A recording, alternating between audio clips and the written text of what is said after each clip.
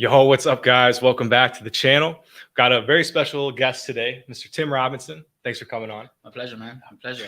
Real excited for this one. So Tim and I met here in Warsaw, and we're really excited we had a connection on addiction.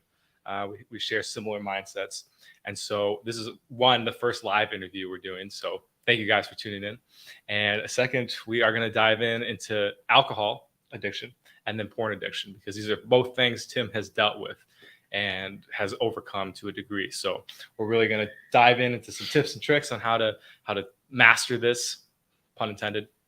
So Tim, introduce yourself. Tell us a little about yourself. Yeah. Hello, everybody. And first of all, wow. So I didn't realize this is the first live, so I feel very special.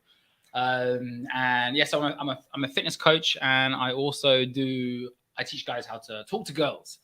And I feel that within this field, the areas that we tend to specialize in or become a specialist in are the areas that we had some difficulties overcoming. So as far as myself, I grew up as a kind of overweight teenager, struggled as well. I know we're going to talk mainly about porn and alcohol, but struggled with binge eating as well. And that's something really interesting we can talk about. And struggled with, obviously, alcohol. And it was such a central theme in my life because I was living in central London, and the central London, the square mile, right, which is where all the kind of financial investment people work, and there's like a massive drinking culture. Okay. And in London, and in London and the UK in general, there's a massive drinking culture. Like, it's what you do. You go out the weekend, you get drunk with your mates, you meet girls through going out and getting drunk. Everything is about drinking, right? Celebration, drinking. And I love that sensation of going nuts, hedonistic. So for me, that was always like a massive part of my life, and I could never really see it not being a part. I thought it was normal. I thought it was normal to get drunk like on a very frequent basis. When I first started living in London, I was kind of shocked because I got invited out for some drinks with some, whoever it was, some friends or whatever. And I was like, guys, why is everyone like sipping one glass of wine over like 2 hours? Bro, like when are we gonna start caning it like proper? Yeah. So that was a culture I grew up in. Like, go out, absolutely get smashed. I remember like being 18 years old. It was like a friend's birthday party, and I drinking 10 pints, dropped the last pint on the floor. But it was normal. It wasn't like I was the only one doing it. Everyone was doing it. Okay. Just absolutely get off your tits as much as you can. So here's the funny thing. I worked in fitness, and it was actually in a weird way, this kind of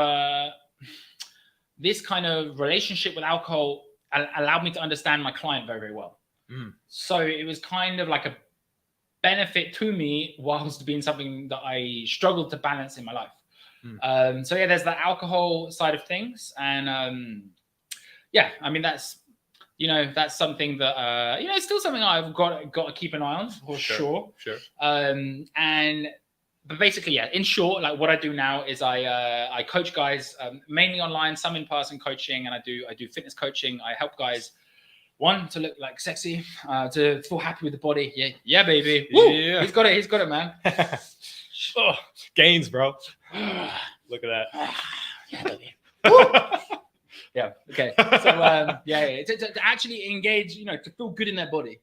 Right. Yep. People don't want to. One thing I always say to guys is they don't want to change the way they look to change the way they look. They want to change the way they look to change the way that they feel. Oh, okay. And that's huge. Yeah. And guys, a lot of people will feel kind of vain for caring about how they look. Let me tell you something, right?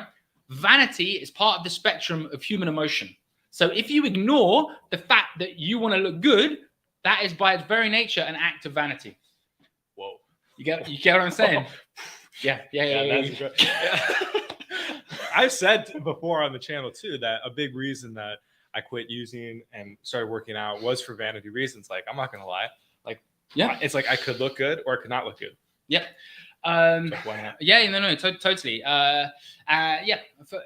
So basically, you're a human being, and you come equipped to navigate this reality with jealousy, anger, guilt, shame, pleasure, contentment. All the human emotions are yours. They all belong to you, including vanity. And I'm not saying like one should become overly concerned with how they present themselves to the extent where it's a detriment to their life, but ignoring caring about how you look is in its very self an act of vanity. So one of the anyway. So depending on where you're at, it might be helpful for you just to make peace with that. But I help guys to look good, but more importantly, I help guys to install initiatives into their life where they can be successful. And guys like yourself, Joel, or many of the guys that I work with, they're either kind of entrepreneurs, they've got their own businesses, or they work in organizations where they really work, you know. And it's such an easy part of your life to neglect. One of the issues when it comes to health and fitness is your self-esteem, is your reputation with yourself. And we're working with smart guys here, accomplished guys. Therefore, they're smart enough to know deep down they should be exercising. One thing to know it, another thing to do it. Unfortunately, how you do what I'm going on here, this is the longest intro of all time. But all good. But unfortunately, how you do one thing is how you do everything, right? So So how you show up in one area of your life is going to affect how you feel in every area of your life. So it's about installing initiatives with these guys. I have a call with them once a week. And just check in and see how things are going, basically. Use their creative intelligence to help them find their own solutions, but also use my expertise from working in this industry 15 years, or well, since I was 19 and now I'm 35, so 16 years. And on top of that as well, I teach guys to become comfortable approaching women in everyday environments. I like to. This is not. I don't want you to take a political stance when I say this, but you'll probably all remember Trump's campaign, "Let's Make America Great Again." What I want to normalize men talking to women again. I strongly feel a world where men can't talk to women is going to isolate both genders and make both genders socially, let's use a politically correct word if we're going to go the socially inadequate in order to fulfill their own emotional needs. Yes. Beautifully said. It's a great intro. Thank you. So that's what I do. So boom. I think that's a great point. And let's go back a little bit to the health and stuff, because, quitting addiction, I always recommend getting into the gym, like from day one, right? Start rewiring the brain, getting that natural high, because you're going to lose the high from the substance, especially alcohol, right? You want to sweat out those toxins. You want to or with porn, for example, you want to distract yourself from the pain of having to quit porn. So a great substitute is to go to the gym and work out. And like you said, it's not just about vanity reasons, although vanity is a part of it. And I think it's important to acknowledge it, because at the end of the day, you're going to live longer. You're going to live 20 years longer, perhaps, by just going to the gym. That's awesome. That's 20 more years of experience, 20 more years of relationships, fun, pleasure, because we still want pleasure. And I really like how you just were like, I'm a hedonist, dude. I'm not even gonna cap. I love pleasure, right? And I think that's really important, because sometimes we can feel guilt, like, I'm in recovery, I don't need pleasure. It's like, nope, I like pleasure. No, 100%. In fact, it talks about that in Buddhism, just to go spiritual. But there's a really good documentary narrated by Richard Gere, who's a Buddhist, right? And he talks about, in the early days of Siddhartha's kind of ascension into enlightenment, he got stuck because he basically became an aesthetic. And what that means is he cut out everything. So he was trying to live on 1 grain of rice a day. Maybe it wasn't really, but whatever. He was trying to live on 1 grain of rice a day. And he realized that in the end, the extreme cutting everything out wasn't the answer. Wow. And so he kind of came back into the middle, the middle path, as it's called. Right. But when it comes to exercising, just to draw back on that, it's not just, you're probably going to live another 20 years versus if you're doing maybe what I was doing back in the day, which was that kind of drinking habit I had, but it's the quality of life as well. There's a big difference between being 80 as a dude in a wheelchair versus, Great point. I don't want someone wiping my ass. Personally. That's interesting. Siddhartha, he had to embrace some of the human aspects of life. And then now he's fat, so now he's fat. Exactly. Well, now he's dead, but he got fat. And I don't know if that's. Do you know if he was fat or skinny? Because he was Because all the pictures are him like really tubby. Yeah. Right? There's depictions of him being like super starved, and then there's depictions of him being an older guy where he kind of let it go. But I don't think he let go. I think he's just depicted as that. It's like a traditional. It's a bit like why Jesus, probably Jesus was. You know what I'm saying? Yeah. Where things are depicted in certain ways. Right. Yeah. Watch, Jesus was like 4 foot. Jesus was, as everyone was back then. No, but people were shorter. Anyway, that's a good point. Yeah. Yeah, not 4 foot, but people were shorter back in the day. Yeah. Do you know that? Apparently, yeah. I know. That's malnutrition. Anyway. Yeah. Yep. Right. Cool. Well, guys, just want to quick pause here. If you guys have any questions, please drop them in the comments. We'll answer them at some point during this. So let's dive back into your experience with alcohol. Yes. So keep on point. You love to party. Yeah. And you love to party. And you realize, though, hey, this maybe isn't that healthy for you. How did you end up kind of changing that mindset for yourself? I've always been trying to not drink my whole life. So it's been like a thing where I've always kind of recognized on some level that it was, probably around the age of 19, 18, I started to kind of recognize that I would like to not feel the need to get wrecked every weekend. The strong desire to get wrecked every weekend.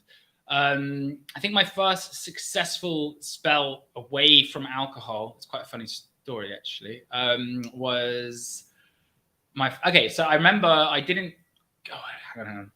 So my first successful spell away from alcohol was 2015 was when I left the commercial gym I was working at, and I really didn't have a lot of money. So I had to really scale everything back. And it was kind of like me going out into the world onto my own. And there was a 6-month period, I think it was, or 5 months, where I didn't drink any alcohol. And in that period of time, I went to like another level of consciousness. I feel like I wasn't even meditating, but just unplugging from the behavioral kind of drinking cult that everyone around me was in. Just allowed me just that time to kind of be by myself and just kind of tune back into life, Right. So that was my first like real kind of, but then I was in an extended relationship, let's say, and which started off beautiful. And as most do. yeah, exactly. And as many relationships do, they reveal the parts of yourself that you were before unbeknown to. Oh, and beautiful. And one can interpret this as a positive, but in the moment it can often feel like a negative or a challenge. And let's just say that within this relationship, I kind of started drinking again, and that became like a nightly thing for quite a while, and that was a challenge as well, because I was a personal trainer, and I felt like fraudulent to an extent, Okay, yeah. Don't get me wrong, I was in good shape, and I knew my stuff, and I could help guys get results and everything. But at the same time, was I really being the best version of myself that I could be? I mean, ironically, I was. I was doing the best with the tools I had at the time. Yeah. You know what I mean? Yeah. But you knew there could be more. Yeah, exactly. Yep. Yeah. And then I started working at some retreats so I'm going to skip forwards like 3 years. Okay, at the start of the all the lockdown stuff, that's when I really hang on. Sorry, I'm jumping all over the place. This is part of the way my mind works, but I'm going to try and keep it like.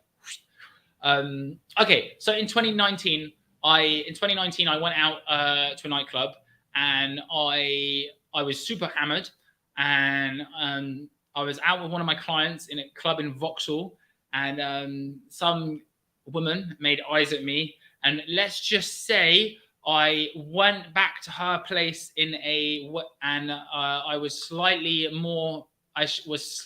less safe in that interaction than I should have been when it comes to making sure you're protected against venereal diseases. So I woke up the next day and I was like, Jesus, I was super, like my anxiety went to the next level, right? Oh. And that's another topic, alcohol anxiety or addiction anxiety. And I was like, geez, man. And then I was like, how long does it take to get an STD test back? In 3 weeks? 2 weeks. And so I was, at this moment, right? I feel you, brother. Yeah. And at this moment in time, that was like the real moment of inflection where I was like, bro, man, like, this is, it was a close run, it was an edgy, I was worried, I was panicking that I had something really bad, like bad, Yeah.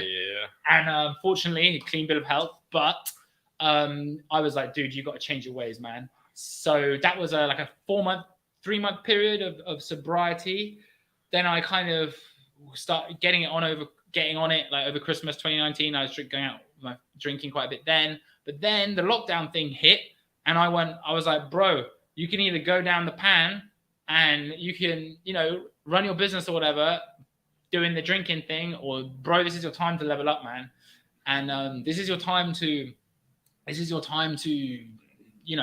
go into yourself. And it was amazing, man. I didn't drink through the whole lockdown. I was running holotropic breathwork classes online. Wow. So I was like connecting with people and like emotional, and I was like on another level, man. And it was beautiful. Cool. But then at the end of 2020, I kind of started going out drinking again. And then 2021, I started working at some retreats. So I was doing some volunteering at like some ayahuasca retreats and things like that. Wow. Yeah. Cool. So that kind of asked me to be kind of sober. Yeah. And ever since then, really, me not drinking has been the norm. Like if I would go out, I would not drink. But sometimes I sometimes I convince myself that it's a good idea to go the other way, and then I get some reflection on it. Yeah. And so yeah, that's kind of an honest assessment of where I am on this journey, baby. Very cool. Thank you, brother, for sharing that. That's it's crazy, like the things that cause you to make that change, right?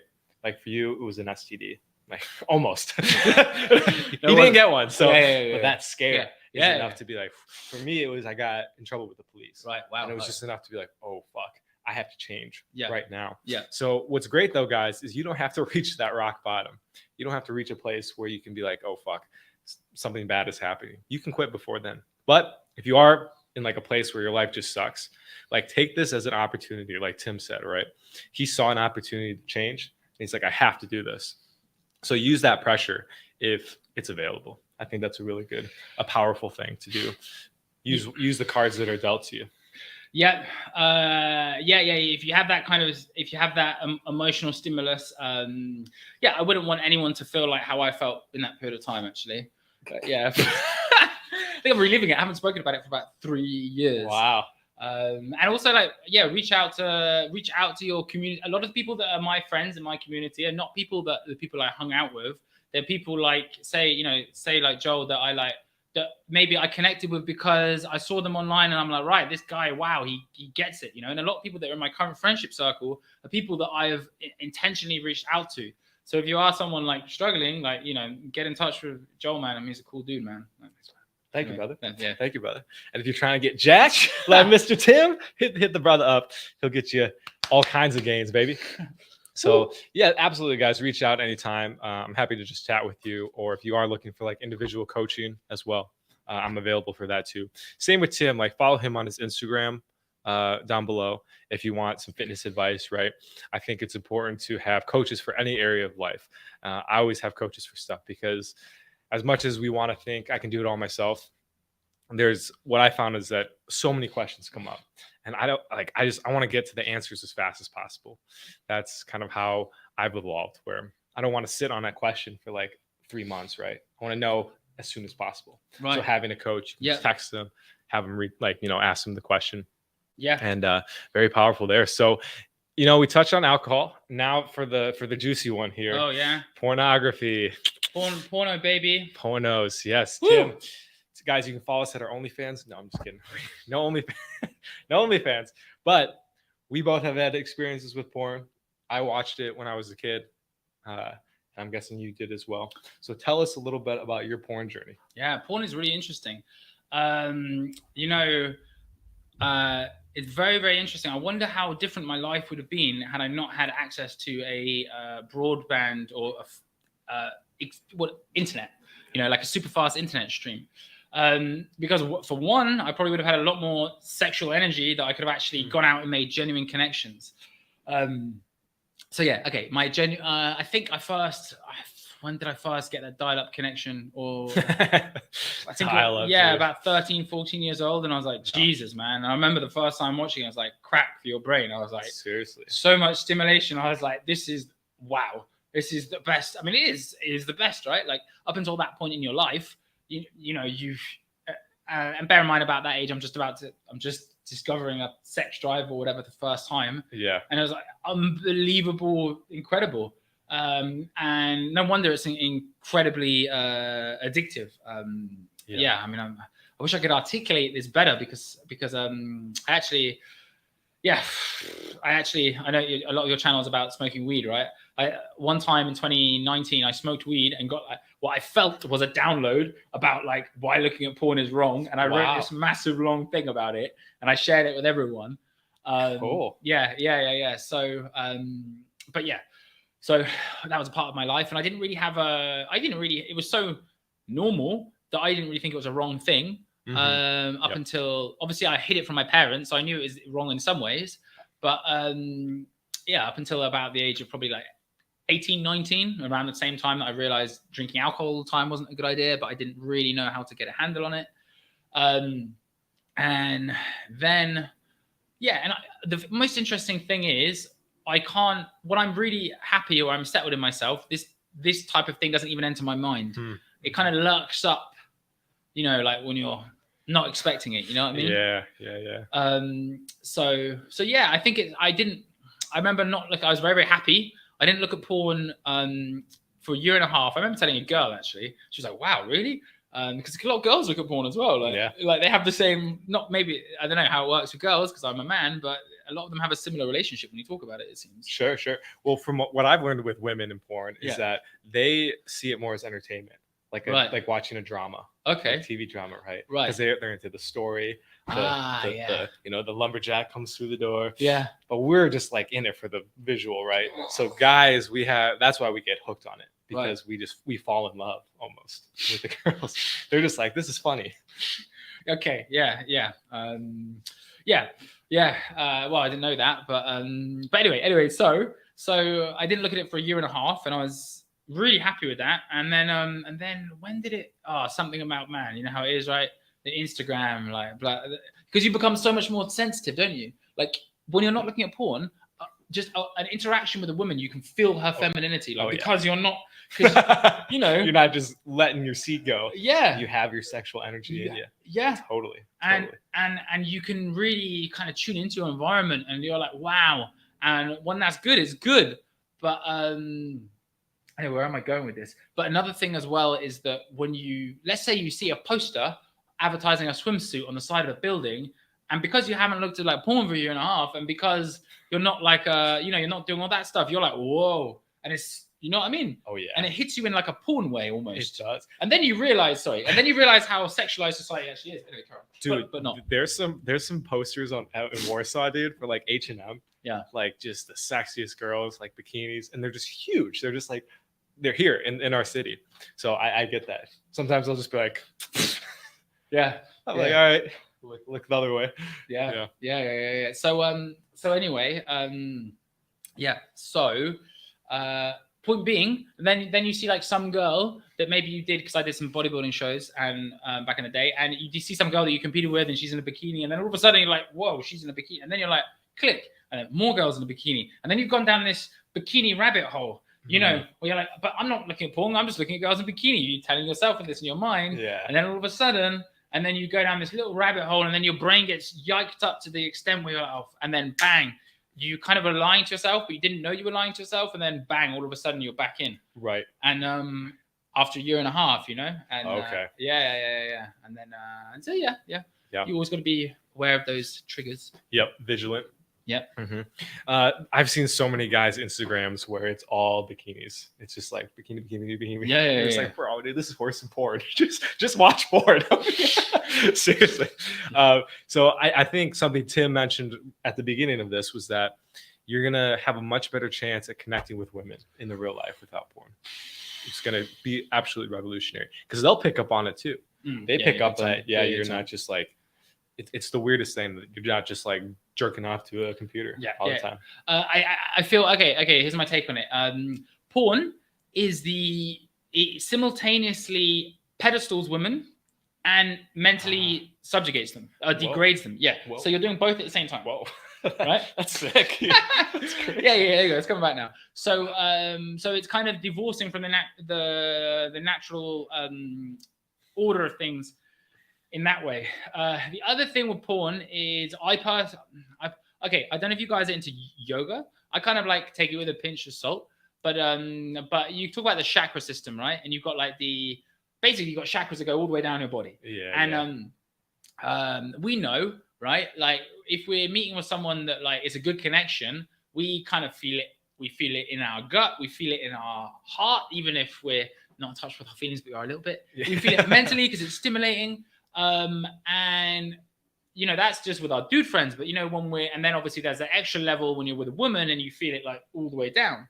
The thing, and that's the way I believe that sexual connection should be on some level. You know, this is maybe what I think. I mean, not everyone has to agree with me, but I feel like it should be a mental connection, but you know, heart, gut, and anyway. Point being, porn, as far as I know, is dick and brain energy, you know, and nothing in between, right? Yeah, right. Yeah. You might get that fake flutter, like, oh, she loves me, right?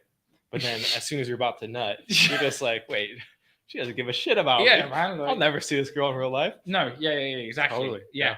And one more thing on porn as well, is and the way that girls can feel it, right? And I feel this is the biggest thing, is and this is why it's always so horrible, is deep down, if you're watching this, right, you know as a man, right, there's something better you could be doing with your time or your purpose or your energy than looking at porn. And the thing is, once you've ejaculated a horrible amount of times to some horrible shit, right? You can't look at a girl when you meet women, right? A woman is your mirror, right? Right. Ooh. So when you meet a woman, it's like you're inviting her into the corners of your mind when you make eye contact. Mm-hmm. And if you're not like, what's in there isn't, you know what I mean? Yeah. And that's what connection is, in my opinion. You know, so okay. So if you're looking at porn, it's like that's what you know what I'm saying? Right. Yeah. And then when you try to make eye contact with them, your eyes are just like darting around, like you can't do it. Mm-hmm. So and they're like, what the fuck? Yeah. You're sharing when you with women, you're always sharing your energetic state with them. There's no choice. Of course, how can it be any other way? So if you're looking at some obscene shit, right, and jerking off and masturbating and doing all that rank shit, and your sexual energy is low, and that's what you have to share with the woman. And the other thing as well is you can't fake the micro calibrations. Okay, so certain things about body language, vocal tonality, maybe you can fake, right? Like, so you can put your voice, you know, like, I can talk in such a way, but you can't fake how you feel about yourself. And unfortunately, like, there are micro calibrations in your face and in your body language that you are not consciously able to control.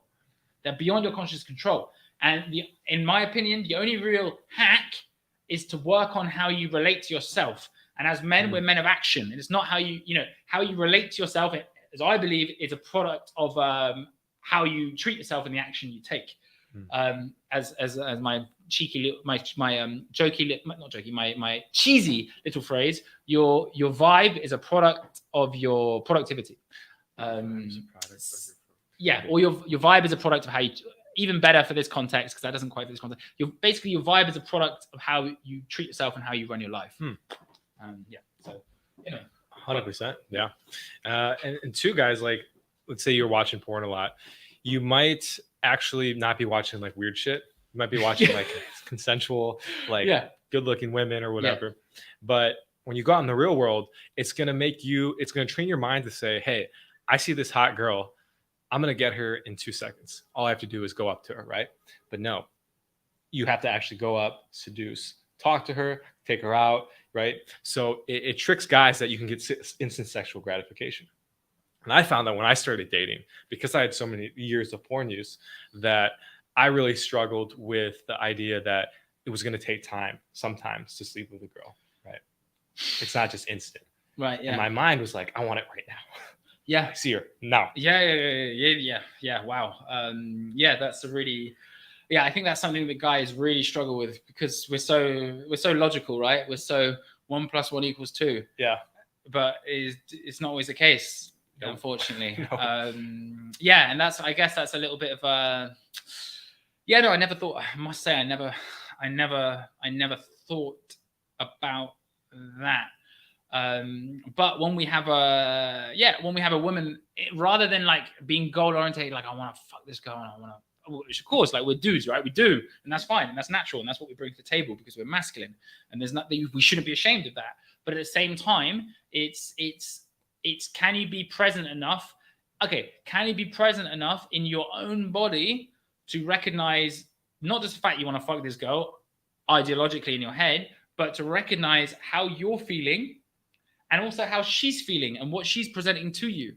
Because in my opinion, that is the subtlety of the thing itself. You know, when people talk about like a fine wine and it's like a fluvias of junipers or some bullshit like that, but, right? But it's like, it's, as we were talking about earlier before the podcast, yeah, it's like a lot of guys are so like nut focused, or so like gotta get the lay, gotta get the bang, and they're on that journey, but it's like all bang focused, and that's great. You need that. Some, as harsh as it sounds, maybe we have any female listeners, I do believe guys do have to go on a rite of passage, and sometimes we do have to bite down on the gum shield, and because when it comes to learning these skills, it does require like that energy sometimes, because it's, you know, especially depending on your background, maybe you have a lot of trauma, and talking to girls is extremely difficult.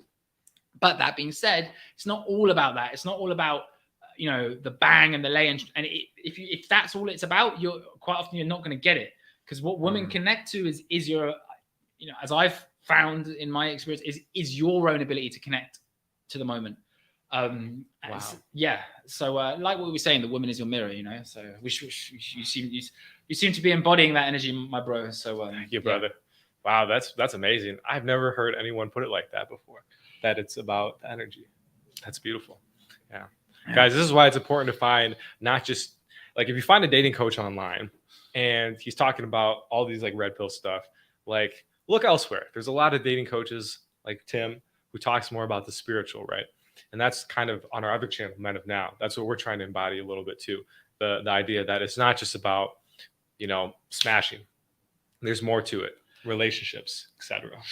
Yeah, and don't get me wrong. Actually, when I teach, side note, but I do tend to be very, very instruction focused. You know, vocal tonality, stop the girl like this, because it's that there are certain traits that are masculine traits, and guys will do their absolute best not to do them because they represent breaking the habit of a lifetime, which is being non-masculine. But that being said, once you've got these tools, it's time to start enjoying it. You know what I mean? Yeah. So, yep. So it's everything, right? It's everything. Yep. The whole combo. The combo, baby. The combo. The 1-2. The 1-2. Yeah. So, Tim, what advice would you give to guys that are trying to quit porn, or at least reduce it? The most number one important piece of advice is to talk about, find your bros, like either your existing bros, or reach out to people in your network, you know, like Joel, that you can talk to about this stuff, because there's a lot of shame around it. It's the first time in history that human males have had access to a broadband internet connection. This has never happened in history before. Yeah. Crazy. Right? Yeah. So there's a lot of shame around it, right? And yeah, I get that, right? You know, because, you know, it is, you know, it's not something, but at the same time, have a bit of compassion and empathy for yourself, and talking to your bros, you know, it can really help with that. You know, like I'm not gonna lie, like 3 weeks, when was it? Like 3, 4, 5 weeks ago, like, you know, I had something that happened to me, you know, that wasn't like, it's funny, right? Because I'm going off topic here, but before the podcast, we were talking about diet, and we were talking about ketos then, yeah? Yeah. And as we're having, I used to be on a low carb diet myself, and talking to Joel energetically, I was able to have I was feeling Joel's energy, and I was remembering, oh yeah, I remember when my energy used to be like this. And me as a human being, as I was saying, like my energy tends to be a bit like this and a bit like this. It's part of my nature, but at the same time, I'm able to have that like empathy for myself and go, oh yeah, those are your moods. You know, you are not necessarily the emotional state you're experiencing, right? So you've still got that masculine groundedness, even if you are a bit more like that. so anyway, point being, reach out to your bros, because if they're good bros, then they're going to support you, and you'll be amazed, because this is all bros can connect to this, right? At the end of the day, we all are in possession of the D and testosterone, and like learning how to get this energy working for you is a lifelong quest for all men, I believe, right? Yes. Yeah. So reach out to your bros, because no man is an island, and if you try and do it all by yourself, then good luck with that. Yeah. You need people. You need a support system. And I've said this before, like, get into recovery groups, reach out to myself, reach out to guys like Tim, and you just realize you're not alone. And so many guys struggle with this. Not only that, sometimes if you have a good bros, they're going to call you out, right? Yeah, in a loving way. Yeah. Mm-hmm. Yeah. Absolutely. Yeah, and that's what we focus on with our coaching. Like, we're not going to just be like, oh, you watch porn today, that's okay. Yeah. Try again. We're just like, dude, why did you watch porn? Let's figure it out. Like, what led you to that, right? So we're going to hold you accountable, which is really important. Yeah, no, accountability is super important. Yeah, and it's having the the adult voice. A lot of the shame, by the way, you want to hear a crazy concept that blew my mind? Yeah. By the way, if any of you guys are in Warsaw, there's a really amazing style coach that called Anna. If you guys want her details, reach out to me or Joel. But she embedded a concept in my mind that I've been talking about with my friends and clients, and it's changed my life. And is noticing that inner dialogue. So let's say you relapse from porn, right? And you're like, I don't know about you, but like the feeling of it was like one of the worst feelings in my life. And because it's like in my head, I'm like, you stupid idiot. And I wrote all this stuff when I had this download from the smoking the weed about like all the reasons why it's wrong. And I've like, I felt like I'd like, I felt like you betrayed yourself. Yeah. And it was horrendous. But now reflecting on it, it's like, you know what, right? Yeah. There are two ways I can talk to myself. I can talk to myself like that, or I can talk to myself the way Joel might talk to me if I made a similar. Right. And one of the really interesting things about this, right, is the concept of, this is what Anna shared with me, is the concept of the inner child, the inner parent, and you know about this, and the inner adult, right? Yeah. So it's the idea that the parent, okay, so when we say parents, we don't mean like all our parents did the best they had with the tools they had at that time, or the people that raised us in our formative years, maybe it even wasn't our parents, but the people around at that age. But sometimes the way that they spoke to us or treated us made us feel a certain way, even if we misunderstood them or misheard them, who knows? And what they're doing, at least this is the idea, is that your parents, of course, are teaching you when your parents speak to you, they're teaching you how to speak to yourself through the language, expression, vocal tonality, emotions that they use towards you. And that's often how we tend to talk to ourselves. So one tool that I found extremely helpful when it comes to being compassionate with myself, if let's say I go off track, is recognizing that voice is not necessarily, you know what I mean? Like having an awareness of that voice and recognizing, okay, that's that parent voice, let's have some love for Timothy. Totally, 100%. Yeah. Oh, that's beautiful, man. And I'm doing a bit of work on that myself right now. Yeah. It's very powerful. It's called IFS therapy. Have you heard of it? It's called internal family systems. And essentially, it's exactly what you're saying. It's like you have all these different parts that have split off through trauma, so like you might have this part when you were 13, right? When your dad yelled at you that you haven't even thought about because it was too painful. But it's still there and it's controlling things. It's controlling your life. It's making you make actions that you don't want to. So it's learning how to have compassion for that part. It's like, okay, you're safe now. Like, I'm not going to do that to you.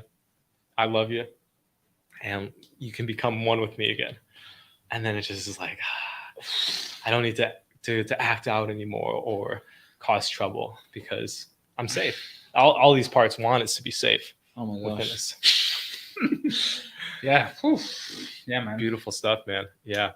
I love that you're on that path too. And yeah, we all have that critical parent. And I think as you'll dive into your own recovery, you'll realize you're like, wow, this is exactly how my mom used to talk to me. Or this is exactly what my dad used to say. Yeah. Yeah. Or I don't know if you've had this, right? Just going off topic, but like where when you want to talk to other people sometimes, like I had this thing, my dad, like I love him, But you know, like of course, with every generation, they're gonna have different ideas and things. Mhm. But like my dad would just tell me what he thought, and a lot of times he was right. Like I was overweight when I was younger, maybe I should change. But anyway, my point being, and I know he's always speaking with love, but my point is, it's funny because when you do this type of work, you start to see your parents in you in the way that you want to speak to other people sometimes. Yeah. Right. So you can't even like, yeah. Yeah. My mom, she was pretty anxious. Right. So I noticed that I'll go up to like women I like sometimes, and I'll be a little too anxious. Right. Like a little too giddy, right? Or sometimes like my dad, he was very in case he's watching, yeah, no. Love to the parents. Love you guys. Yeah. Love you guys. Love you guys. Yeah, and really, you know, you have to love your parents because look at where we are. Like everything that happened in our childhood got us to this, right? Yeah. So my dad sometimes he'll be very, very harsh with people. Like if he doesn't like you, he'll be like, bug off, let right? you know, yeah. So sometimes I'll see someone I want to talk to, right. but I'm like, my dad wouldn't approve, right?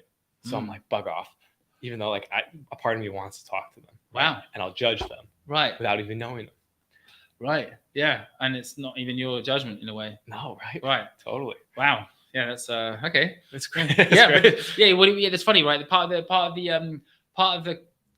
the trade-off with delving deeper into your own sanity, part of the trade-off of becoming sane is realizing how insane. Yeah. Right. 100%. Sometimes it's like, I would rather just be insane because then I wouldn't have to see. Like, I wish I was the way I was before. It's taking the blue pill or the red pill, right? Yeah.